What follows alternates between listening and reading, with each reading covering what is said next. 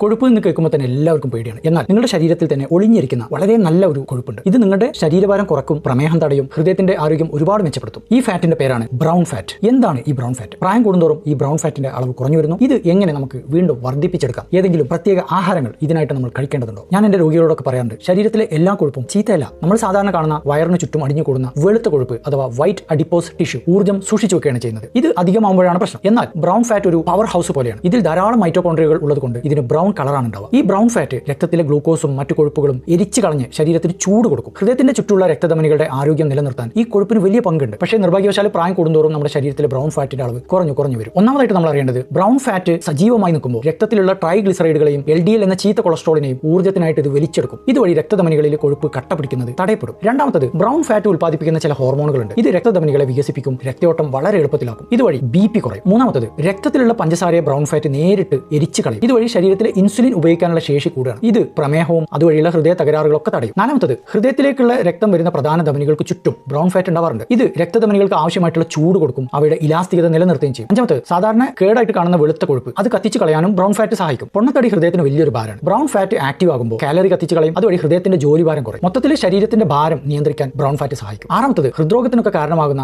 വിട്ടുമാറാത്ത ഇൻഫ്ലമേഷൻ, നീർക്കെട്ട് അത് കുറയ്ക്കാൻ വേണ്ടിയിട്ട് ബ്രൗൺ ഫാറ്റിന് കഴിയും. ഇനി ഉറങ്ങിക്കിടക്കുന്ന ഈ ബ്രൗൺ ഫാറ്റിനെ ഉണർത്താൻ വേണ്ടിയിട്ട് നിങ്ങൾ എന്താണ് ചെയ്യേണ്ടത്? ഒന്നാമത്തത്, തണുപ്പ് കൊള്ളുക. ബ്രൗൺ ഫാറ്റിനെ ഉത്തേജിപ്പിക്കാനുള്ള ഏറ്റവും നല്ല വഴി തണുപ്പാണ്. തണുത്ത വെള്ളത്തിലെ കുളി ഇതിന് സഹായിക്കും. രണ്ടാമത്തത്, വ്യായാമം ചെയ്യുമ്പോൾ മസിൽസ് ഉണ്ടാക്കുന്ന ഒരു ഇറിസിൻ എന്ന് പറഞ്ഞൊരു ഹോർമോൺ ഉണ്ട്. ഇത് വെളുത്ത കൊഴുപ്പിനെ ബ്രൗൺ ഫാറ്റിന്റെ അതേപോലെ പ്രവർത്തിപ്പിക്കാനുള്ള പ്രേരണ കൊടുക്കും. മൂന്നാമത്തത്, നല്ല ഉറക്കം വേണം കേട്ടോ. മെലാട്ടോണിൻ എന്ന് പറയുന്ന ഉറക്ക ഹോർമോൺ ബ്രൗൺ ഫാറ്റിന്റെ ഉൽപ്പാദനത്തിന് അത്യാവശ്യമാണ്. അതുകൊണ്ട് ഇരുട്ടുള്ള മുറിയിൽ നന്നായിട്ട് ഉറങ്ങുക. നാലാമത്തത്, ഭക്ഷണത്തിലൊന്ന് ശ്രദ്ധിക്കുക. മുളക്, ഇഞ്ചി, മഞ്ഞൾ, ഗ്രീൻ ടീ ഇതൊക്കെ ബ്രൗൺ ഫാറ്റിനെ ഉത്തേജിപ്പിക്കാമെന്ന് പഠനങ്ങൾ കാണിക്കുന്നുണ്ട്. അഞ്ചാമതായിട്ട്, അമിതമായിട്ട് ഭക്ഷണം കഴിക്കാതിരിക്കുക. ഇന്റർമീഡിയന്റ് ഫാസ്റ്റിംഗ് ഒക്കെ ചെയ്യുന്നത് ബ്രൗൺ ഫാറ്റിന്റെ കാര്യക്ഷമത വർദ്ധിപ്പിക്കുന്നതാണ് പറയുക. ബ്രൗൺ ഫാറ്റിനെ ഉണർത്താൻ വേണ്ടിയിട്ട് ഇടയ്ക്കെങ്കിലും നല്ല തണുത്ത വെള്ളത്തിൽ കുളിക്കാൻ നിങ്ങളിൽ ആരൊക്കെയാണ് തയ്യാറുള്ളത്? യെസ് എന്ന് കമന്റ് ചെയ്യുക.